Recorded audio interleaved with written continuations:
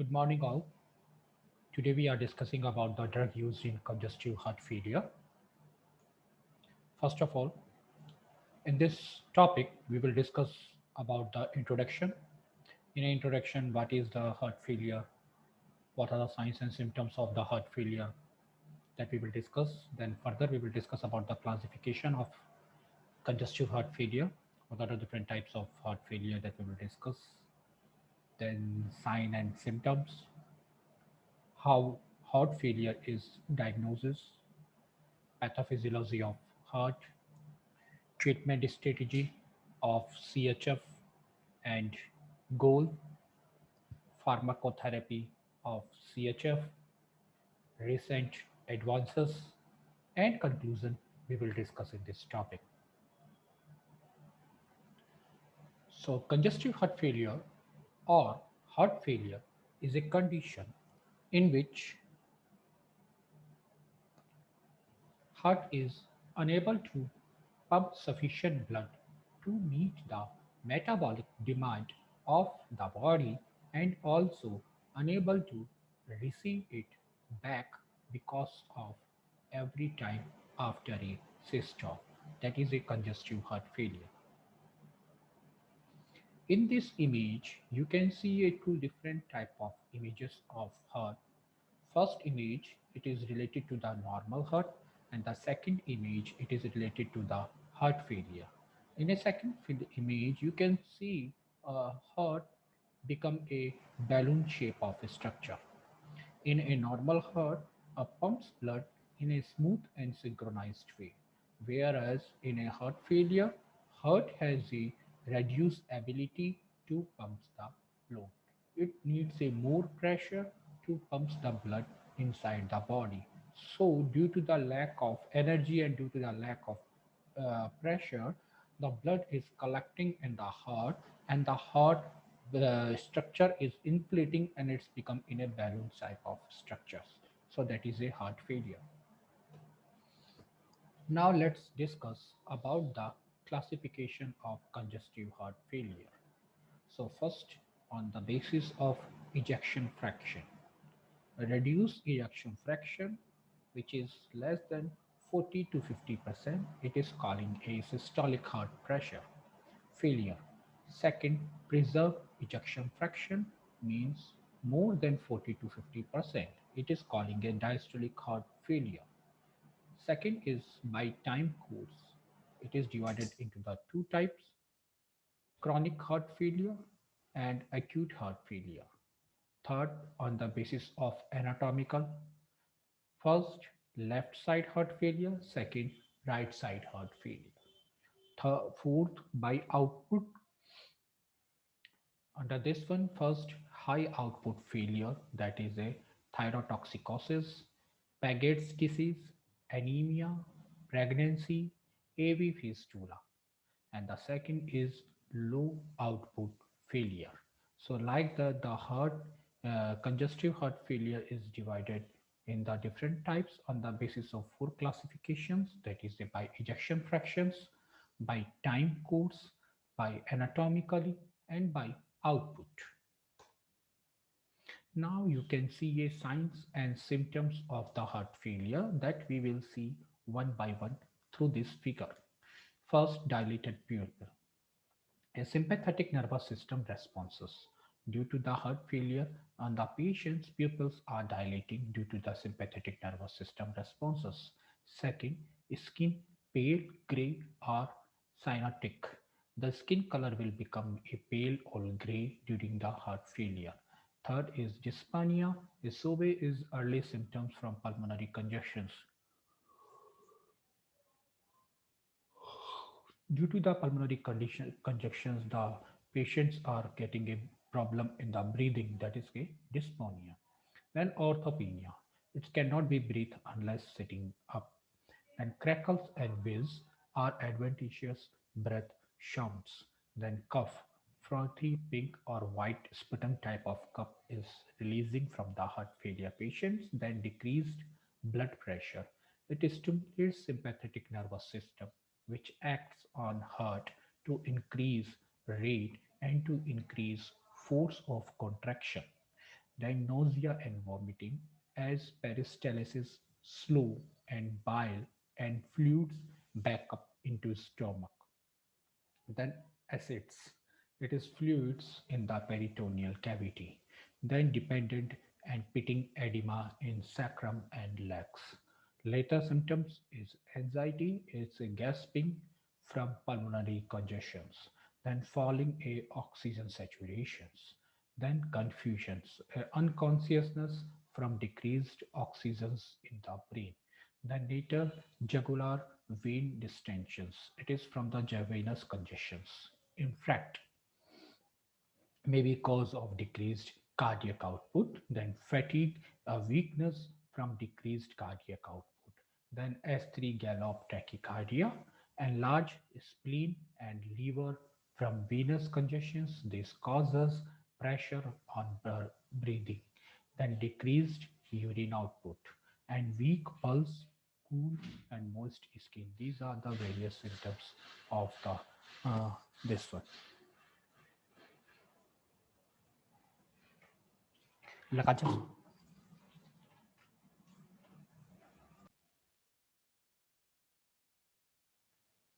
Now next,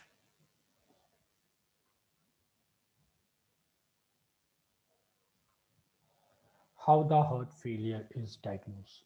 What are the various diagnosis techniques are there which are finding the heart failure in the patients?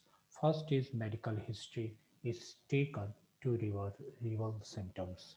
Then physical examination and various type of the test. Under the various types of the test are chest X-ray, blood test, electrical tracing of heart, that is a electrocardiogram or ECG, ultrasound of heart, that is a echocardiogram or echo, X-ray from the inside of blood vessels, that is a angiogram. So these are the various tests through which we are diagnosing the heart failure in the patients. Next,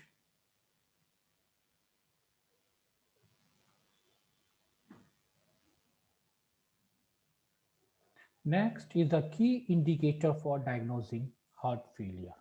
So under the key indicator, first is a ejection fractions. Ejection fraction is the percentage of blood that is pumped out of our heart during each beat. A normal heart ejection fraction is 50 to 75, 70%, whereas the heart failure heart less than giving a 40% of ejection fraction. You can see the image though both chambers, a healthy heart chambers and a heart failure heart chambers. The right ventricles in a heart failure, you can see it increase the amount of fluid collections, that is it becomes swell. The walls get thicker to handle the increased strain. So it's the structure is completely disturbing in the heart failure conditions. Now next, pathophysiology. What are the factors or how this heart failure is happening in our body, that we will see through this chart. So you can see in this one, the heart failure, it is causing the reduce in cardiac output, which further causing the sympathetic nervous system activations, that causing the vasoconstriction. Vasoconstrictions means it's a constricting of our vessels. Further, these vasoconstrictions are causing the increasing in cardiac filling pressure. This cardiac filling pressure further causing the cardiac remodeling. Whereas on the other side, this reduced cardiac output, it activates the renin-angiotensin system which is present in our kidney, that is helps to uh, reduce or increase the blood volume, or the water fluid volume controls the blood volume of our body. So due to the reduced cardiac output, it activates the RAS, that is a renin-angiotensin system. This converts the renin into the angiotensin 1. Further, this angiotensin 1 convert into the angiotensin 2, and further it converts into the aldosterone. This aldosterones again causing the cardiac remodeling, whereas this aldosterones causing the water and sodium retentions. This this causing to increase the blood volume of our body, and still it is producing the pressure. Apart from this one, a hypertrophy, apoptosis, oxidative stress, ion channels, gene expressions, ischemia, change in the shape of structure is causing by the cardiac remodeling. So this is the whole pathophysiology of the heart failure. Next.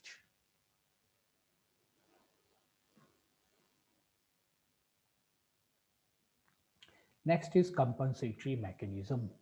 Compensatory mechanism means whenever in our body we are facing any disorders, so before taking the medication or before causing any serious problems, our body is trying to recover from this problem. That is calling a compensatory mechanisms. So under the compensatory mechanisms, the body causing the various type of the activation systems, that is a sympathetic nervous system stimulations, renin angiotensin system activation, then myocardial hypertrophy and altered cardiac rhythms.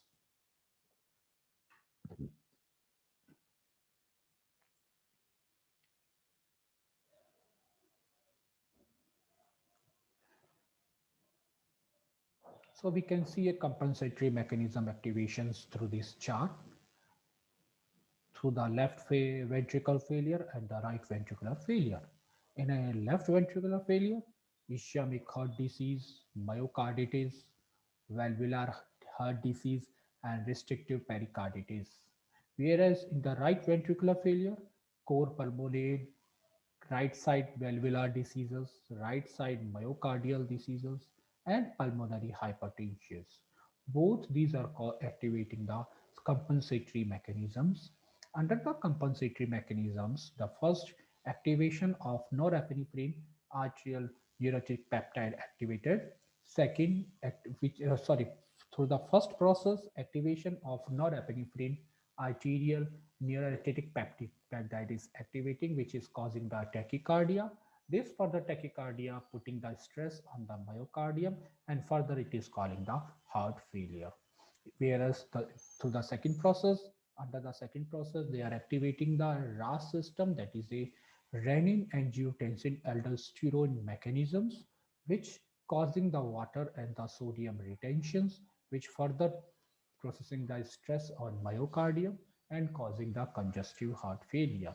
Whereas through the third process, that is a myocardial contractility increase, which further increase the cardiac output, which causing the cell stretching, and further it is a compensatory hypertrophy and dilation.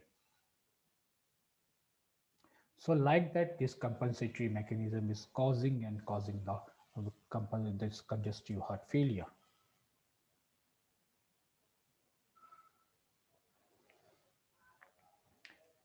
So first of all, let's discuss about the renin-angiotensin system. This renin-angiotensin system activates the renin by binding it with renin-angiotensinogen, which making a angiotensin 1. Further, this angiotensin 1 converting to the angiotensin 2. Further, this angiotensin 2 processing a two type of process. First process, it making the peripheral vasoconstrictions, which increases the afterload and reduces the cardiac output, and further causing the heart failure. Through the second process, it secreting the aldosterone in a higher amount, which causing the salt and water retentions, which further increases plasma volume and further increases preload and further increases cardiac output, which causing the heart failure. And last, it is producing the edema. So like that, this renin is also causing the heart failure through the compensatory mechanism.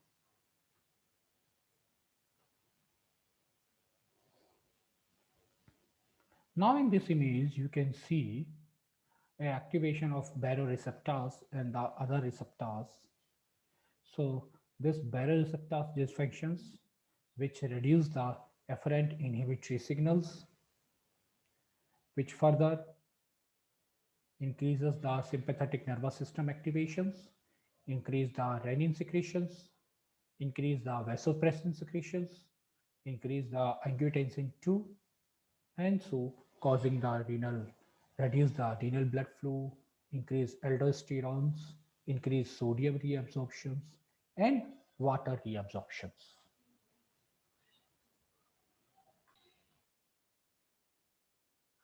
Now next, now treatment strategy for the treatment of the congestive heart failure.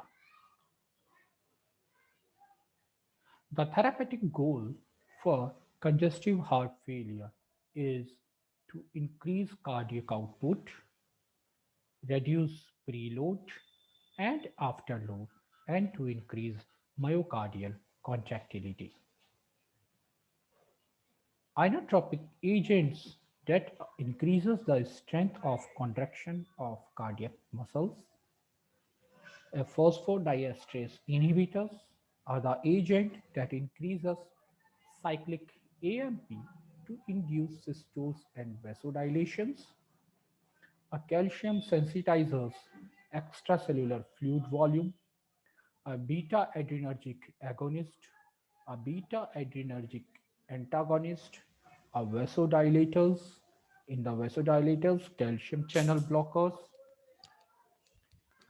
decreasing RAS activity, that is a ACE inhibitors, that is a angiotensin converting enzyme inhibitors, and AT1 antagonist, and last diuretic agents. So these are the various classes of the drugs which we are using for the treatment of or for main treatment of the congestive heart failure.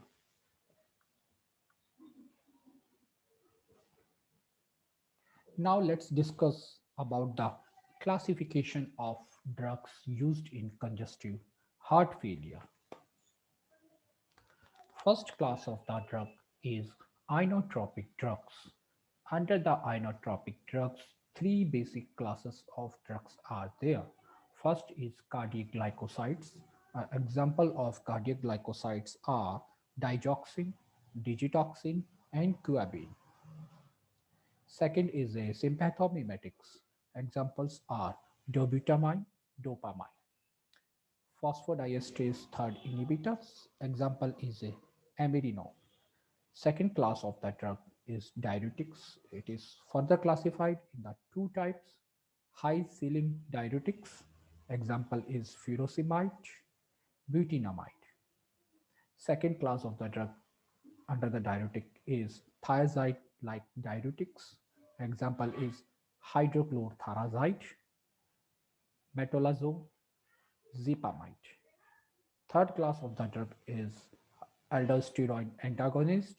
Example are spironolactone and eplerenone.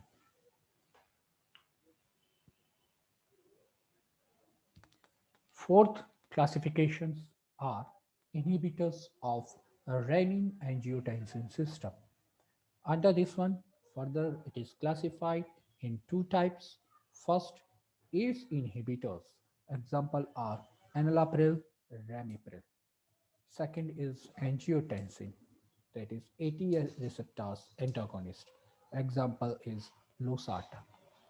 Fifth class of the drug is vasodilators. It is further classified in the three types, that is venodilators. Example is glyceryl trinitrate. Second, and arteriolar dilators.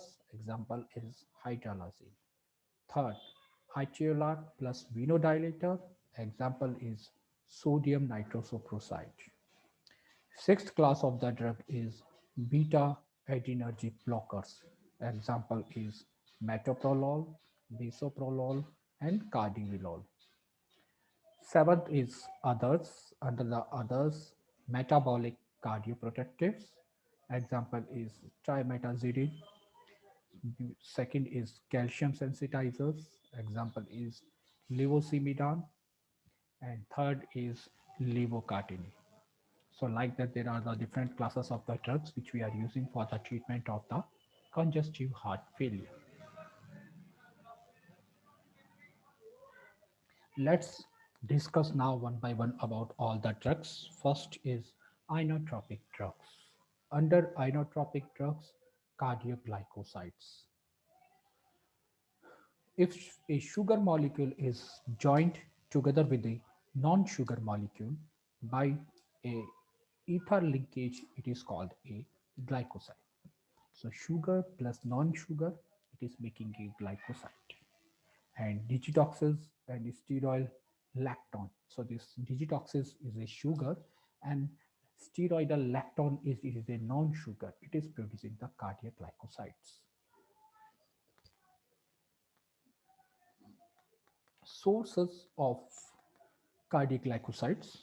Leaves of digitalis lenta provide two digoxins and digitoxins, while leaves of digitalis purpura, it is also called as a foxglove, are the major source of digitoxin. Seeds of Strophanthus gratus provide two active glycosides, that is a Strophanthus G and OAP, while seeds of Strophanthus comni yield primarily streptofanthin K.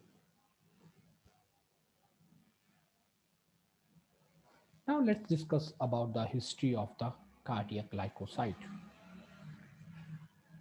The man created with the introduction of digitalis into the practice of medicine was Scottish Dr. William Withering. Withering was born in Wellington, Shropshire, England in 1741. The digitalis or foxglove genus contains a number of cardioactive glycosides, the first of which, known as digitalin, was identified in the mid 1800s by the French scientist Theodore and Homoli Quevin. Then, in 1875, Oswald Schmedenberg in 1838 to 1921 identified foxglue as a major source of the potent chemical called digitoxin. Another important chemical was isolated from digitalis lenta woolly foxglue in 1930 by the English chemist Sidney Smith.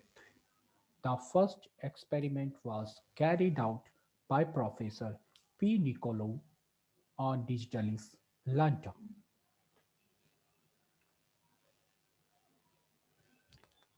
So, first digoxin. It is a cardiac glycoside extracted from foxglove leaves. Is the most important inotropic agent. It increases the contractility force, particularly indicated in patients with atrial fibrillation. Its mechanism of action is as follows. It inhibits the sodium potassium ATPase, which is responsible for sodium potassium exchange across the muscle cell membrane, which increase the sodium input, which increase the calcium input, which increase the force of myocardial contraction. Next effects they are producing are positive inotropic effect, positive betamotropic effect, negative chronotropic effect, negative dromotropic effect. Next is a extracardiac effects. First extracardiac effect on the blood vessels has direct vasoconstrictor effect. There is no prominent effect on blood pressure as it is secondary to the improvement in circulation. Effect on kidney. Diuresis occurs due to improvement in renal perfusion, which brings about a shift of oedematous fluid into circulations. Next effect on GIT, that is a gastrointestinal tract. The effect include anorexia, diarrhea, nausea, and vomiting. Vomiting due to the stimulation of CTZ, that is a chemoreceptor trigger zone. Next effect on the CNS, that is on the brain. This include disorientations, hallucinations, visual disturbance, and aberrations of color perception.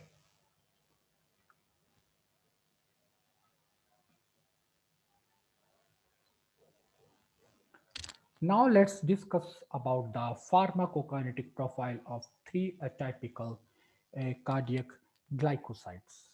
The three cardiac glycosides are digitoxins, digoxins, and orbain. Parameters. So first parameter, it is oral absorptions. Under the digitoxins, it can absorb 90 to 85 100% of the drugs.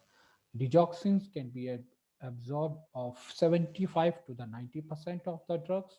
Orbain, zero, nil.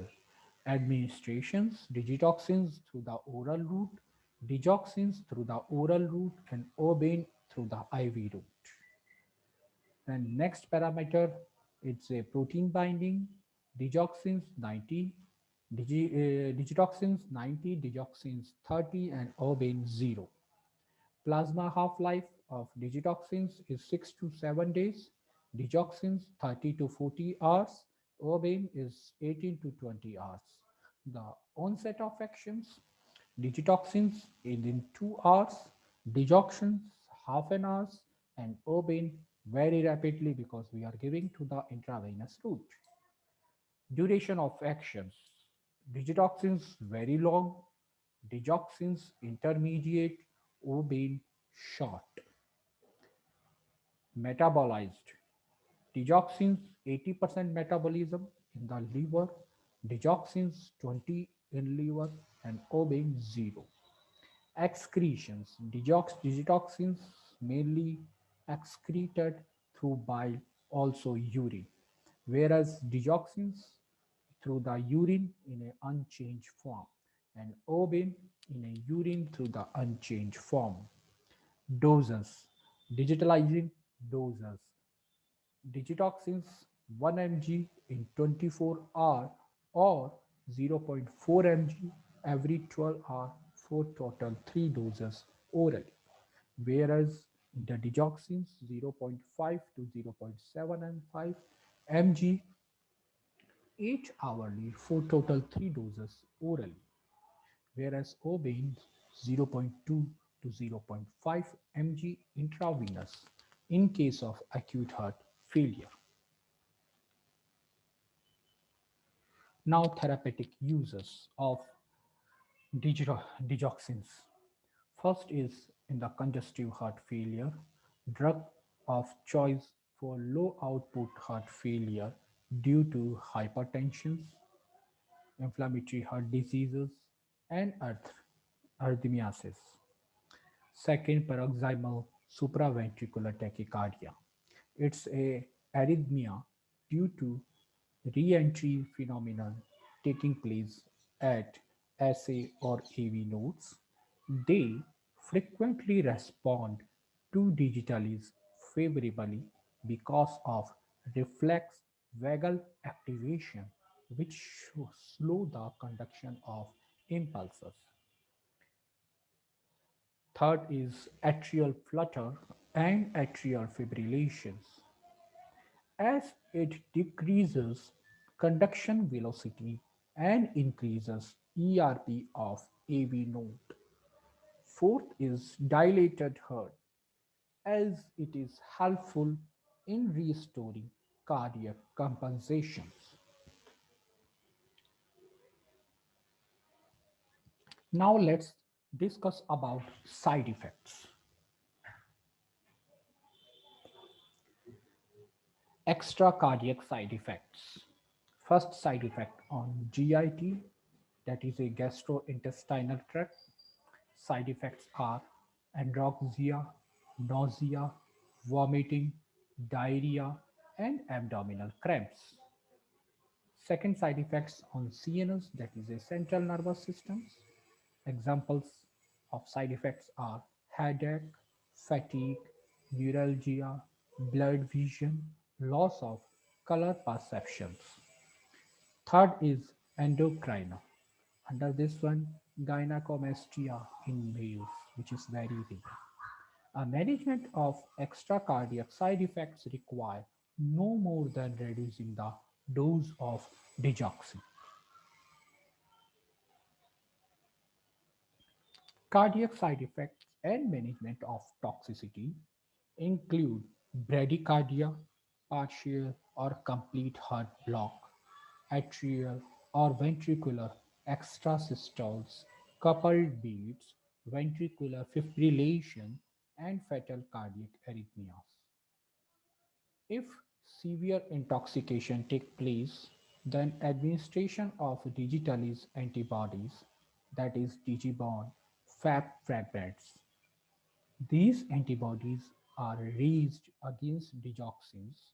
This also recognize digitoxins and obey. Contraindications. A patient with hypokalemia, renal impairment, myocardial infarctions, when heart failure is accompanied with atrial flutter and fibrillations, hypothyroidism, myocarditis, or grossly damaged myocardium, hypomagnesemia, hypercalcemia, and pulmonary disease and ventricular fibrillations. Patients must be advised not to take non-prescription cough or cold medications, antacids, laxatives, or antidiarrheal without consulting the physicians, and especially contraindications during the pregnancy. Drug interactions. So, when the patients are taking the loop diuretics, thiazide diuretics, corticoids, it reduces the levels of potassiums in our blood, which enhance the digitalis cardiotoxicity. Whereas on the other side, when the patients are on amiodarone, quinidine, verapamil, tetracyclines, erythromycin, on that time displays digitalis from protein binding sites, and it again enhance the cardiac toxicity. Whereas calcium's salts synergetic action producing on cardiotoxicity, catecholamine, succinylcholine causes the arrhythmia. On the other side, when the patients are on antacids, sucralfates, or neomycins, it reduces the absorption of digoxin and it can help to reduce the toxicity of digitalis. Whereas on the other side, if the patients are prescribing with enzyme inducers such as phenytoins and phenobarbital, it increases the metabolism of digoxins, which helps to reduce the digitalis effect. Whereas on the other sides, hyperthyroidism increase the renal clearance of drugs. Cholestyramine, it reduces the enterohepatic circulation of digoxins, which helps to reduce the digitalis effect. Second class of the drug is sympathomimetics. They improve cardiac performance through positive inotropic effect and leads to an increase in intracellular cyclic AMP, which results in the activation of protein kinase. Slow calcium channels are then phosphorylated by protein kinase, which increases calcium's flow into the myocardial cell, which causing increased force of contraction of heart muscles. Under sympathomimetics, first drug is dobutamine, the most commonly used inotropic agent other than digitalis. On heart, dobutamine has more selective inotropic than chronotropic effect without any significant change in peripheral resistance and blood pressure. Its half-life is about 2 minutes and therefore must be given by intravenous route. It increases cardiac output, therefore urinary output and stroke volume with affecting heart rate, TPR and blood pressures. Tolerance may develop on repeated use. As it increases blood pressure, it should be avoided in patients with history of heart attack. Next drug is dopamine.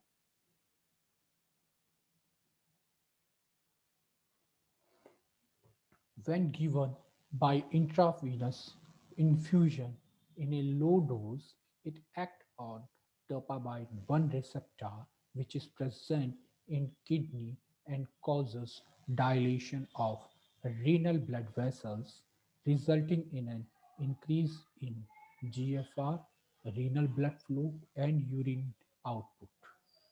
In therapeutic doses, it also stimulates beta 1 receptors, resulting in an increase in cardiac output. But the total uh, TPR is unchanged. In high dose, it then activates alpha 1 receptors also, which causes vasoconstrictions with an increase in TPR and pulmonary pressure. Adverse effects include nausea, vomiting, tachycardia, ectopic beat, and, heart hypertension in high dose. Phosphodiesterase 3 inhibitors, aminonon and milrinone, are the two phosphodiesterase inhibitors.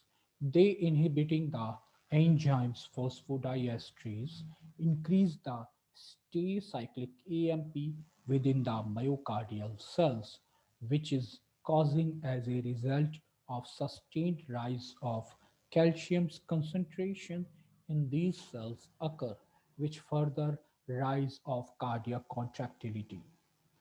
Both are called so-called inodilators because they increase cardiac contractility and at the same time produces vasodilation.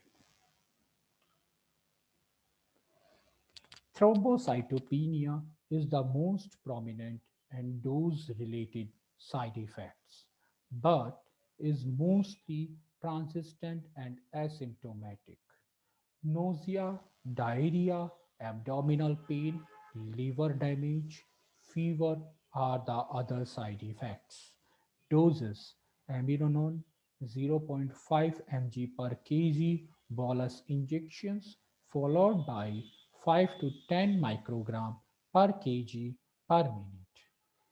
In IV infusions, maximum 10 mg per kg in 24 hours administered. Milrinone 50 microgram per kg IV bolus followed by 0.4 to 1 microgram per kg per minute infusion.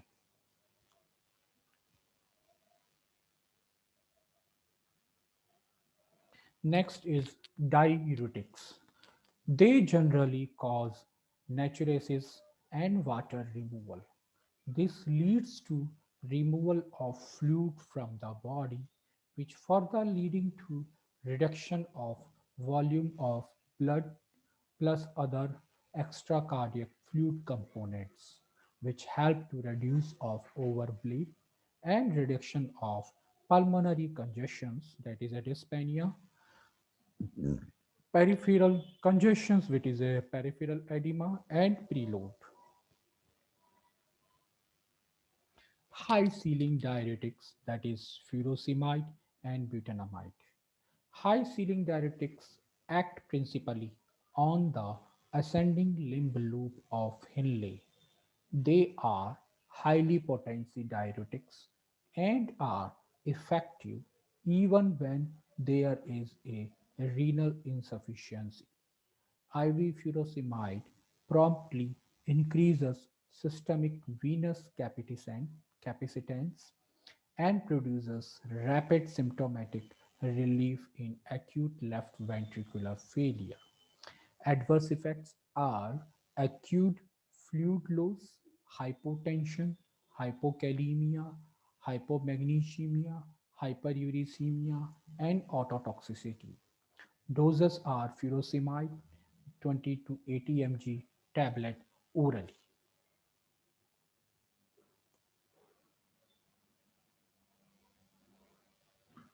Thiazide diuretics, that is a hydrochlorothiazide, it acts principally on the early distal tube of nephron and are of moderate potency.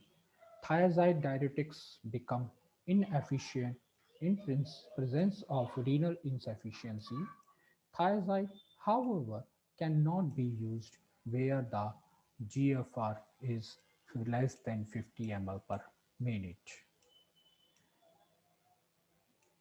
Its symptoms doses are the hydrochloride doses are the 25 to 100 mg per day.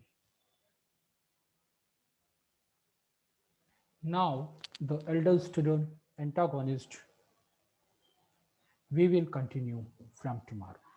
Thanks a lot.